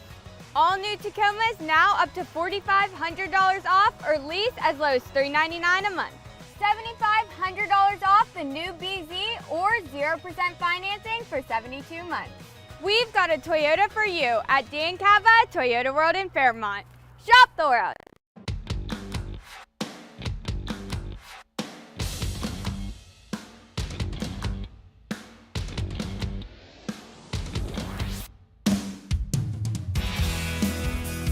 304 Talk 304 is the text line. 800-765-TALK, 800-765-8255. The phone number. CityNet is West Virginia's local internet provider.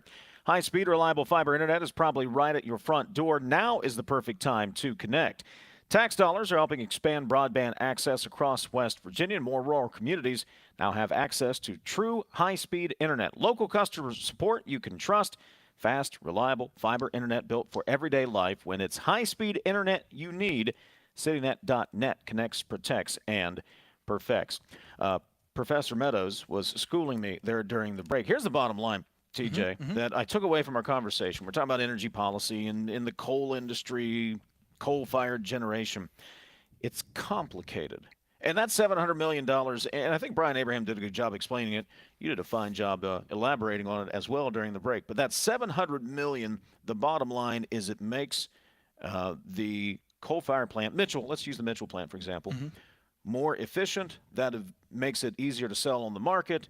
That helps everybody. Yes. That's the overall gist for the fifth grader here trying to take in the graduate level studies. Yeah, so they found a problem, my understanding, with the cooling tower, right, that had to be repaired because you want to keep the plant open. You don't want to have to build a new plant. It's always a least cost option to keep what you have open to meet your demand, right? So that $200 million, whatever it was, they're going to get, what, 50, I think he said, round numbers, don't hold me to that. That $50 million is money that won't have to come from the customer. So now they're only paying $150 million instead of $200 million, again, round numbers. You would still rather pay $150 million than $2 billion for some kind of new plant, right? So you want to keep this open. According to Bryan Abraham, and I think he's right, it can go further in that it can also make the unit's dispatch cost in the market cheaper. Cheaper is more attractive to the market. So we talk about the viability of coal. We talk about wanting to mine more coal. Well, you need throughput. That coal's got to go somewhere. You got to burn it in a plant, right? Right. To bring more out of the ground. This helps with that. And I've talked till I'm blue in the face about market dispatch and how that should work. This is the market working. Because what you have is a growing demand in this country. We talk about it every day with data centers, and demand is going up, which hadn't happened for a long time in America. So now those assets that may not have been as attractive are, and we can burn more coal. It's never been about not wanting coal. It's just been about efficiency, and that's where we get with this. I can't help myself. Go. Do you mean these plants are going to be operating at 69% or more? I can't say that. I don't know. But I'll tell you this, there's a higher probability that their dispatch is going to go up. I couldn't help myself. I know you couldn't help yourself. I know you couldn't help yourself. I do think there is a probability that it could go beyond 69%. Sure. Because when demand is increasing, right, people want more juice. It's got to come from somewhere. So these prices from these plants will, what we call, clear the market. And again, you can be a fan of subsidies, not be a fan of subsidies. That's a whole other conversation. But at the end of the day, people are paying less because they're getting $50 million off the price than they otherwise would have to pay. Couple of texts, 304 Talk. Why do I let you do it to me? I couldn't help it. It was sitting on the tee. I know. I know all you conservatives don't get this, but gas is cheaper to produce electricity than coal. That is why coal has been dying. You pick and choose what you want to operate under free market capitalism, says the texter. 304 Talk 304. I see where AEP power rates going up again without public input. Deal made behind closed doors. PSC needs investigated, and it needs to be changed, insists the texter. 304 Talk. If the customers don't have to pay for this, then why do the power companies need these increases? You want to take a stab at that one? Well, I think he said it again. I don't remember the numbers off the top of my head. Let's say it's $200 million that they need to fix this schooling tower. They got 50. Right? So now only $150 million is going to go into the rate base, whereas without that grant, it would have been $200 million. That make sense? Clear as mud, TJ. Okay. Yeah. Again, remember, you're teaching graduate level classes. No, I'm not. I'm still here in the sophomore in high school. I'm just trying to get by. Texter says, "Happy Ballpoint Pen Day." Really? I didn't know that. Why are we working today then? Shouldn't we get the day off for that? I really enjoy a nice Sharpie. I don't get custom ones like the Sharpie president, pens. but I like the Sharpie. Yeah. I really enjoy. I see why Trump likes them. When they came out with the ink pen, the Sharpie ink pens, that's all I use these days. Do you find sponsorship opportunity, by the way? Do you find that if you have poor penmanship, such as I, that writing with one of those, it makes it better? It covers it up. I find it's more legible. Okay, It does. all right. You should see my baseball scorebook that I keep during the game. Mm-hmm. I'm the only one that can read it. I know what everything means. If I gave it to you, you would never be able to make out what. Do you the word do I a was talking Sharpie about. with that or a pencil? No, I do it in pen. Okay. It's different colors pen. Different colors mean different things. That makes sense. It works for me. Don't know if it would work for anybody else. TJ, I don't have a problem with helping out the coal industry, but why are we paying if we need all of the above? Why are we paying $1 billion to wind company not to build a wind farm? Because we don't want all of the above. We want coal, says the texter. Yeah, look, I don't know. I don't know the specifics of what you're talking about. I would have to research before I comment on it. If you want to have a policy discussion about subsidies in any industry, we should have it. 304 Talk 304 is the text line. Coming up, we'll meet one of the guys partially responsible for this whole fiasco. Dan Hollis, Marshall University broadcast professor, going to join us coming up on the other side of this timeout. 800-765-TALK, the phone number. 304 Talk 304 is the text line. This is Talkline on Metro News. For 40 years, Metro News has been the voice of West Virginia. It's 11:30. Let's get a news update from the Metro News Radio Network. Find out what's happening all across the great state of West Virginia. Today's Metro News television forecast is brought to you by Salango Law. Get results, not excuses. Yeah, weather aware here in the forecast ahead, timing multiple rounds of rain and storms, including one that may impact your morning drive, and still some above average heat. We had a low at 70, 10 degrees above average for that in Charleston yesterday, and a high of 84. Average is 82. Picked up a half-inch of rain officially yesterday, and we have some rain near to just below severe limits potentially early today. And then later on, central and northeastern areas of the state, a marginal risk for some isolated severe storms that are possible. Large hail and mostly for damaging winds are possible. And then up to a slight risk for scattered severe weather on Thursday, mainly for damaging wind potential, but some large hail is possible, along with some heavy to locally excessive rain. Remember, turn around, don't drown yet. If any excessive rain falls, could lead to some local flash flood impacts in the days ahead. At 7 a.m., what the radar may look like, rain and storms are likely passing through the state. Chances this afternoon, chance tonight, chance tomorrow, then likely again on Friday. Weather pattern-wise, there's a trough over Appalachia or just to the east of the main cold front. Doesn't pass through on Friday. Fly saver forecast, it starts at home. There's plenty of heat and chances of storms in here too. Chicago 91, risk of showers and storms. Charlotte, some record heat possible later for the end of the week, 97 on Friday. Northern areas, rainstorms likely. Can't rule out an isolated, strong, or severe storm. Highs low to mid-80s. Chance of showers and storms later in some eastern areas. Some areas approaching 90 degrees potentially today. So warm to hot, increasing humid conditions for some of us too. 70s, 80s, and 90s from east to west here. In southern areas, some 70s to mid-80s. Rain and storms likely again for the morning drive, and chances continue tonight and tomorrow. Some increasing heat tomorrow, 92 in Charleston, peak heat index near 100. Saturday's likely dry, and then we'll time some other cold fronts early next week. Still chances of passing rain and thunder. This is Ben Salango with Salango Law. Salango Law has earned a reputation for getting excellent results for our clients. With decades of experience handling thousands of cases, we know what it takes to deliver. Proudly voted Best in the Valley for 3 consecutive years by readers of the Charleston Gazette-Mail, Salango Law is deeply committed to giving back by investing in our community. From supporting local programs to making our region a better place to live, Salango Law is proud to be your trusted legal and community partner.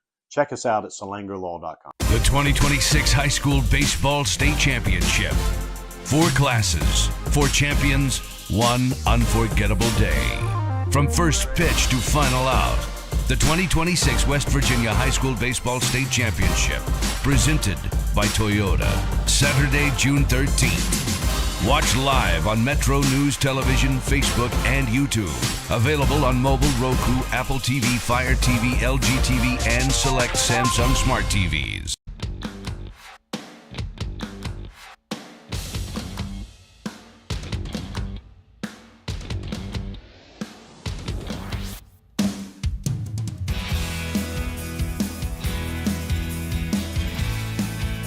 304 Talk 304 is the text line. 800-765-8255 is the phone number.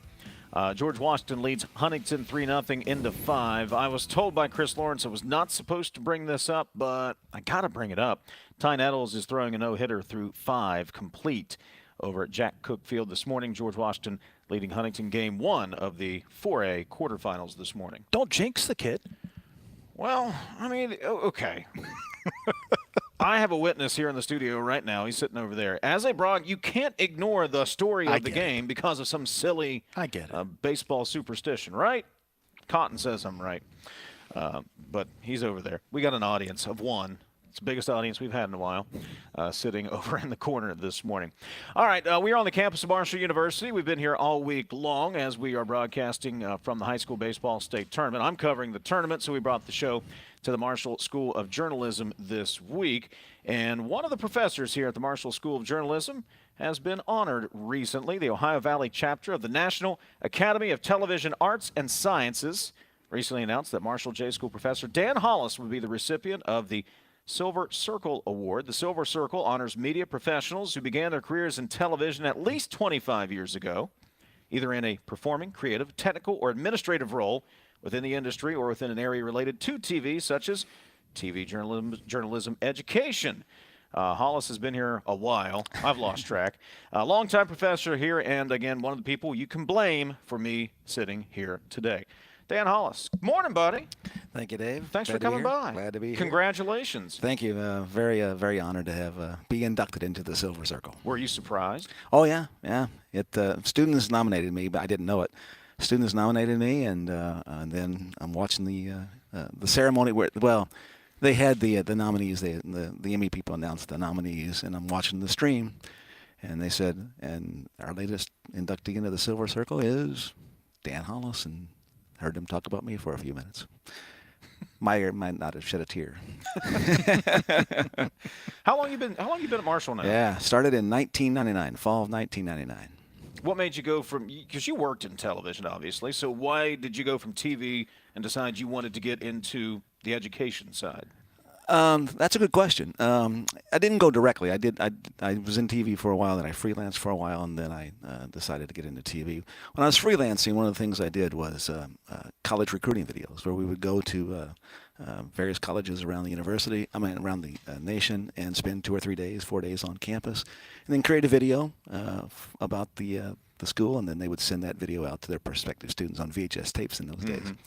But I got to go in and see great professors doing great things at universities, and thought, man, that is a cool gig, and I think I could handle it. I think I'd enjoy doing it, and sure enough, I went back to school, got my master's degree, and then started teaching. How has the landscape changed? How have students changed during your tenure in this game? Yeah, that's the $1 million question, right? Things are always changing. Students are always changing. Students are always adapting. COVID changed students in significant ways. Students these days are in general, their ability to communicate with each other is not like it used to be. For example, before class, 20 years ago, before class started, all the students were chatting with each other and just, conversing back and forth, and now it's a lot of quiet. Now, again, part of that is also social media. Students are on their phones instead of just talking to each other. But I think all those things related, and social media has certainly changed students too. So, yeah, it's different. But, part of the fun is part of the fun of doing the job is always adapting, always keeping current, and always keeping me young. Students keep me young, theoretically. I can remember, I think it was journalism, the 101 class, one of those introductory classes, my freshman year. And we're just down the hall. It was in that auditorium-style class. Sure. And at the time, you hold up, it might have been a Nokia, one of those brick phones. And you hold it up and you go, 10 years from now, whatever it was, people are going to, this is where you're going to watch. You're going to watch games, you're going to watch videos, you're going to watch your programs. It's all going to be on the phone. And, this guy wants, look at, on that little 1-inch by 1-inch screen, whatever it was at the time. Right, sure. Here we are 25 years later, and I go, dang, Hollis was right. This is where we consume more of our media on phones, iPads, than we do sitting in front of the television. So, even in front of your computer. Right. So how does that change how you teach journalism? or teach media to these kids, well, young men and women who are trying to break into this ever-changing landscape? Yeah, I mean, it's a platform, right? And the idea that in the future and now, I mean, media is always on the go. We talk about this, and again, I'm interested in what you might even think about these things. We become maybe a snippet nation, where it's hard for students maybe to, and hard for adults, to really commit to something for an hour or 2 hours and watch a movie for 2 hours or read a book that's going to take hours to read. And so it's more of a snippet nation. So I don't know. Can you imagine a future where like a TV show, I don't know, Game of Thrones would be like a 20-minute show that you would watch on your phone instead of however long it takes to watch it on TV with a big screen?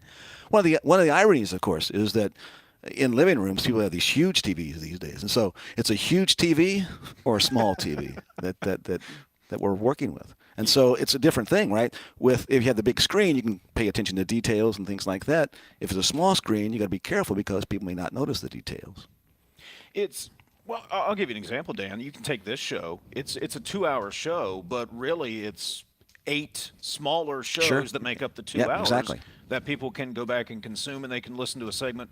We ran about the energy industry, or we ran about politics, or when Patrick Farrell was in. You can watch those segments kind of like self-contained shows. Absolutely.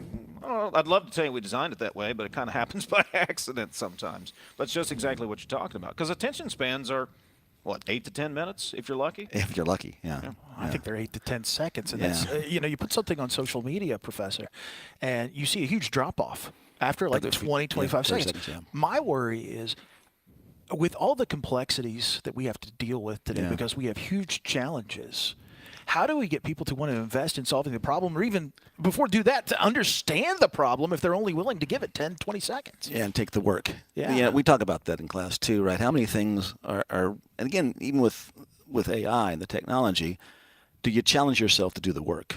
And how many things do you challenge yourself to do the work of thinking about and investing your time and energy into hey, this is worth my time, worth my energy. I'm going to think about this for a while, and then form an opinion about it or something like that. But yeah, that's a challenge, and I'm not sure I know the answer that I can change the world.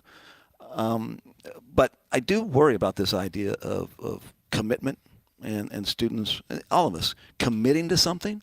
Do we have the desire to commit to something? If I told you that the idea was for right now you're not very strong, but if 10 months, a year from now, you could be stronger if you just slowly did the progress and did the work to get there, and then you'd be able to do 10 chin-ups by a year from now.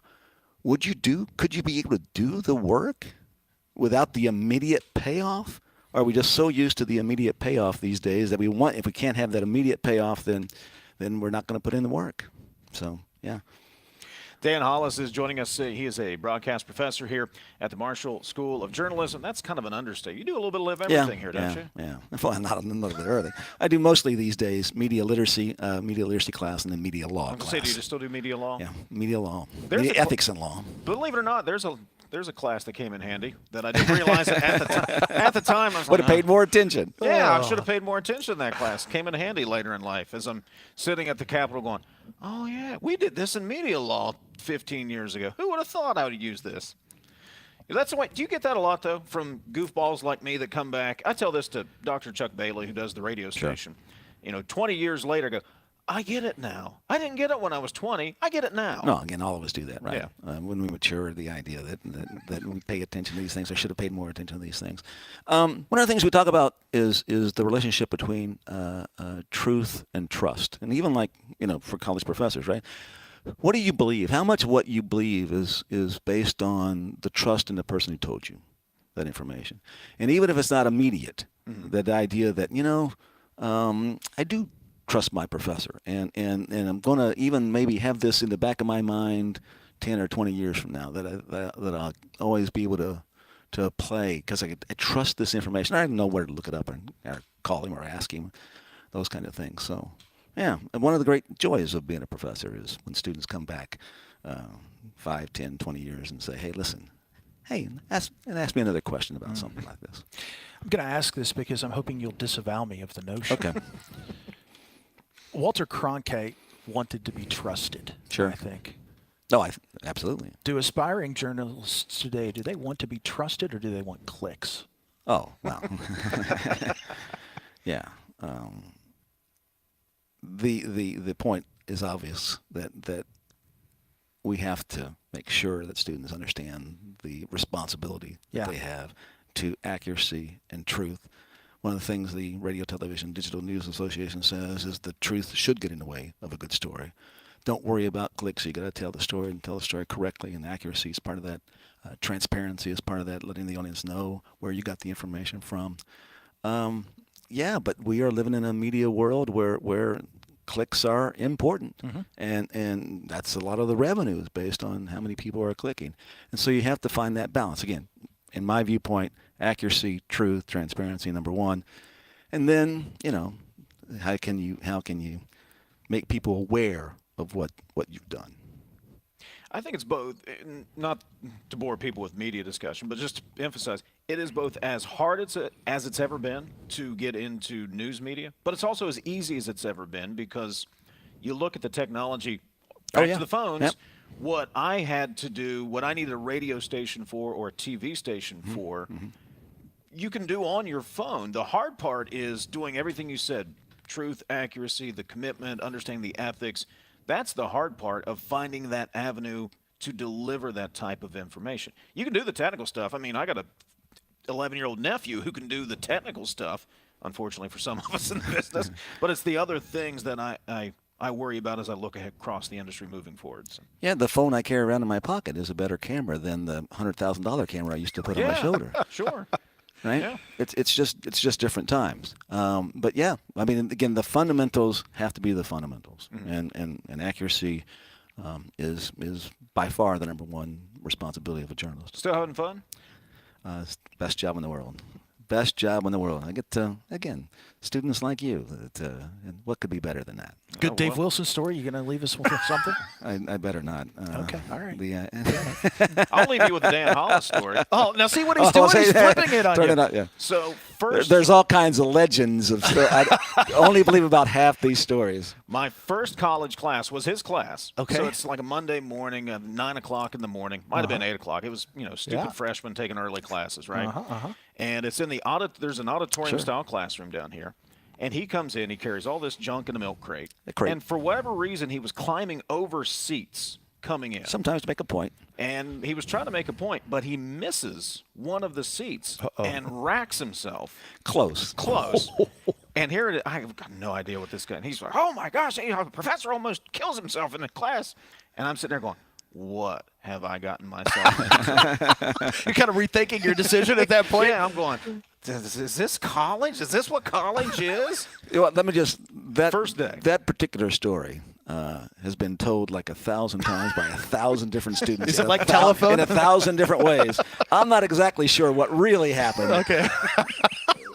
But Well, every like student, 100 of us sitting in the room that day. sure. Sure. Every student has that story. Well, hey, congratulations on the Silver Circle, thank you. man. I'm Thank glad you. you're still enjoying it. Thank Glad you. you're still around. And, glad some of us figured out what you were talking Very about. proud along of the you, way. Dave. Very, very proud of you. Well, Very proud thank of you very much. I tripped into it. It worked. I just keep trying to get guys to retire and, opening doors, Eventually it worked. Guy over there, if we can just get him out of the way. Hey, Dan, congratulations. Thanks for spending some time with us, buddy. And thanks for having us here at J School Hey, this week. you're very, very Appreciate welcome. Very, very welcome. Take a break, come back. We'll get to some text, wrap things up. This is Talkline from the Encova Insurance Studios on the campus of Marshall University. Back in a moment.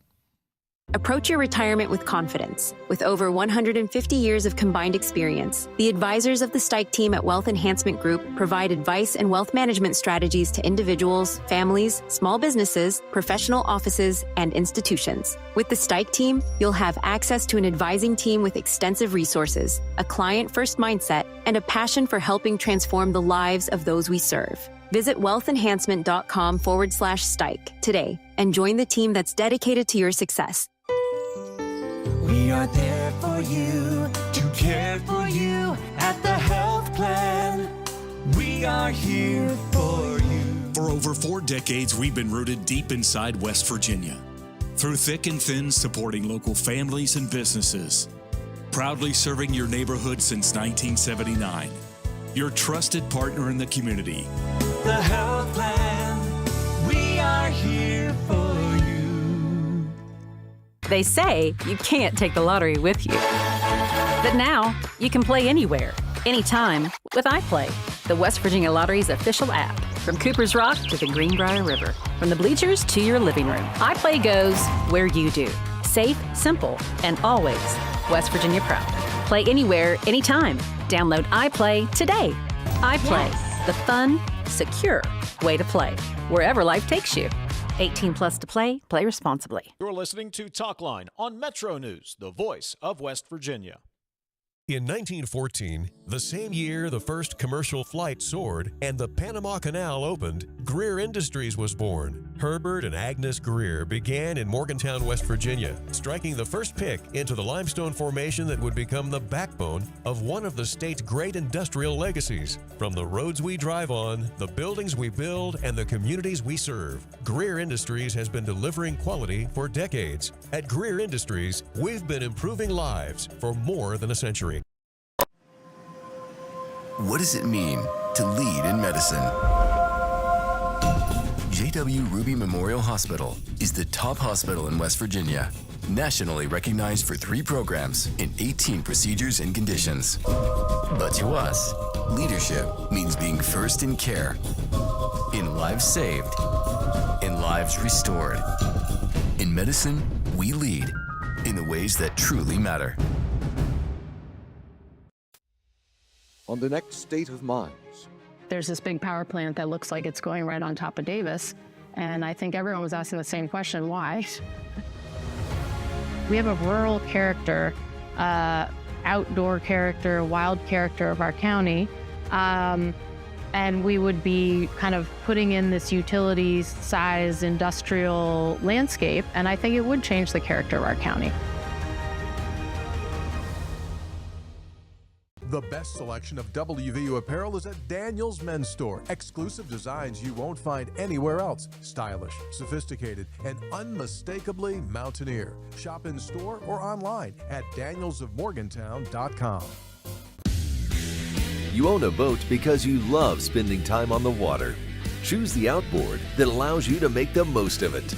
Honda Marine's legendary reliability, ease of maintenance, and powerful performance keep you going strong.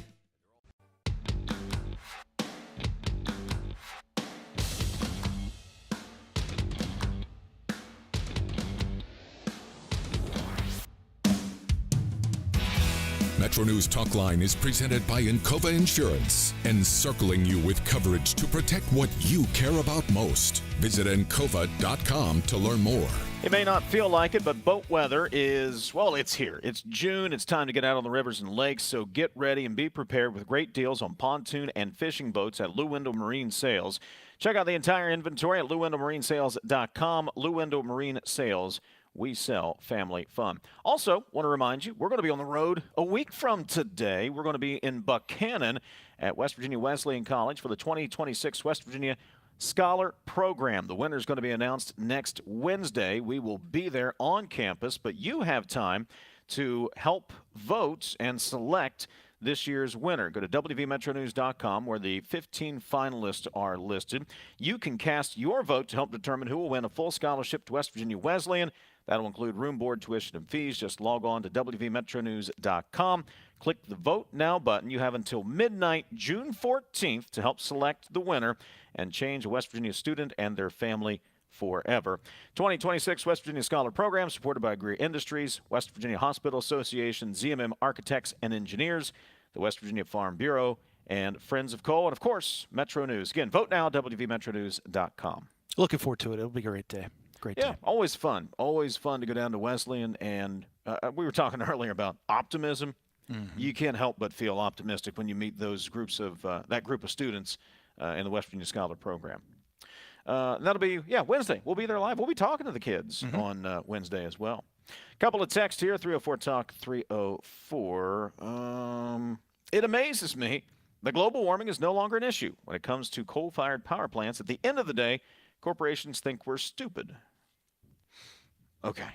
I have questions, but we don't have time. Thanks for weighing in. The president would not answer the question, "You have not presented evidence of election fraud," and then walked out after insulting the reporter multiple times. Where do we go from here?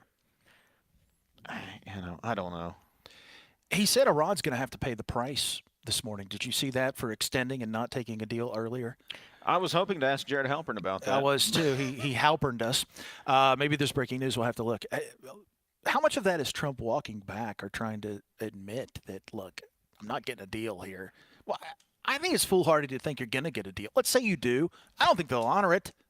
I agree.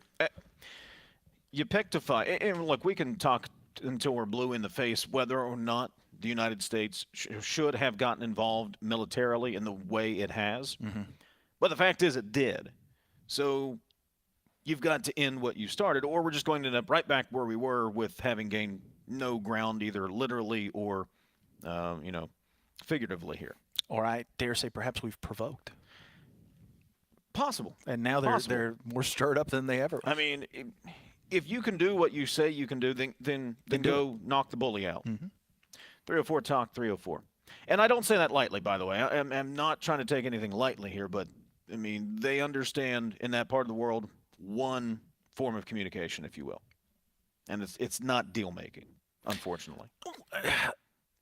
Look, imagine how you yearn for something because it's wholesome. It's American pie. It's something that we value to be good in our culture. Mm-hmm. They value war that way. They want the issue. They want to wipe us infidels off the face of the planet. They invite the confrontation. And again, I've said it many times, not a foreign policy expert here, but we have made that mistake, in my opinion, applying Western values, our values, to the Middle East because it makes sense to us. Why wouldn't you take the deal? Mm-hmm. Why wouldn't you want to grow your economy, expand your country?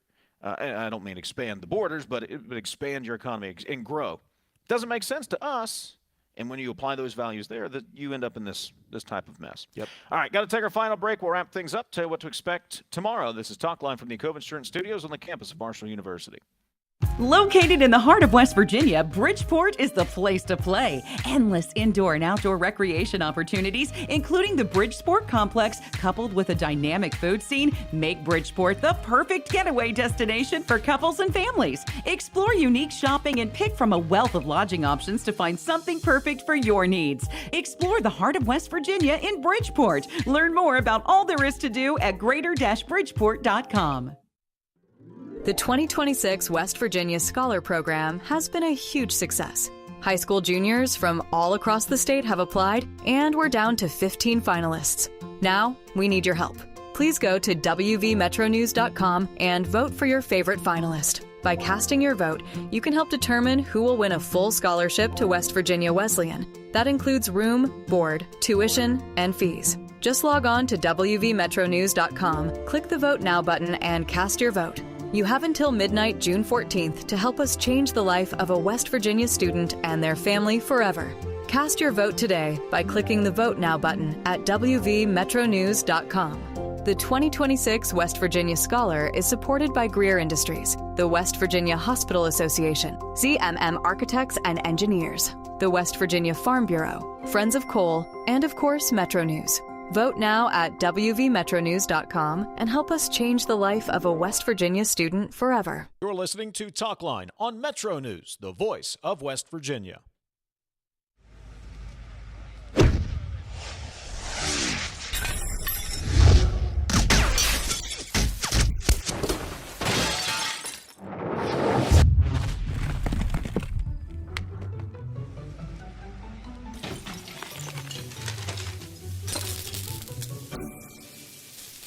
I'm Sean Kovich, Mountaineer Golf Coach. When disaster strikes your home, business, or golf game, call the restoration company the Mountaineers call. Panhandle Cleaning and Restoration. What does it mean to lead in medicine? J.W. Ruby Memorial Hospital is the top hospital in West Virginia, nationally recognized for 3 programs in 18 procedures and conditions. But to us, leadership means being first in care, in lives saved, in lives restored. In medicine, we lead in the ways that truly matter. Leading the efforts to build a stronger West Virginia. The High Technology Foundation has a proven plan to strengthen and diversify our state's economy. The I-79 Technology Park's high-capacity infrastructure continues to attract advanced federal operations that are driving economic growth. This keeps our young, educated residents in the state and brings West Virginians home. The High Technology Foundation, building a stronger West Virginia. Learn more today at WVHTF.org. Longer days, warmer drives, and better deals at Dan Cava GMC. Hit the road in one of our new luxury GMC Acadias. Take your pick from our massive selection. Now up to $5,500 off select new Acadias and 3.9% for 60 months. The great deals continue with our large selection of quality pre-owned vehicles. All this and more at Dan Cava GMC in Bridgeport. Shop the world.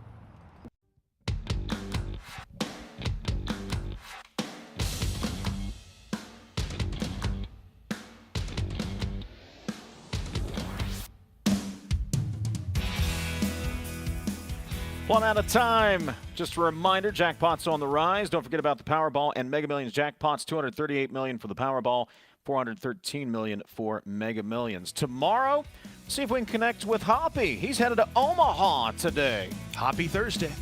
We'll talk to you tomorrow again. This is Talkline on Metro News, the voice of West Virginia.